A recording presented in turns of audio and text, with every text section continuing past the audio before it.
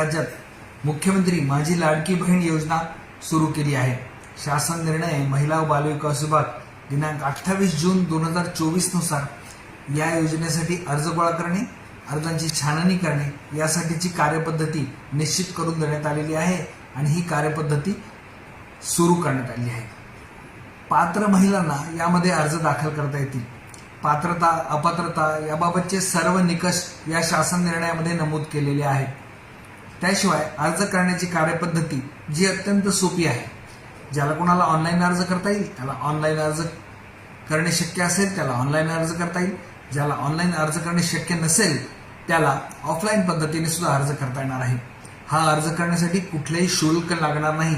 ही अर्ज करण्याची कार्यवाही संपूर्णतः विनामूल्य करण्यात येत आहे। सर्व बहिणींना मी शासनाच्या वतीने असे आवाहन करतो की ज्या बहिणी यामध्ये पात्र आहेत त्यांनी आपला अर्ज विहित पद्धतीमार्फत दाखल करावा।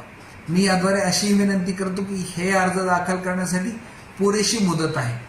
हे अर्ज दाखल करताना गडबड करू नये। हे अर्ज दाखल करणे आणि त्याच्यावर कारवाई करणे ही कारवाई अत्यंत पारदर्शक आहे।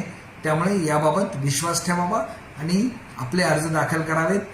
माझी बहीण मुख्यमंत्री माझी लाडकी बहीण ही योजना अंमलबजावणी करण्यासाठी आपला सहभाग नोंदवावा अशी मी विनंती आपणास शासनाच्या वतीने करत आहे। धन्यवाद। जय हिंद, जय महाराष्ट्र।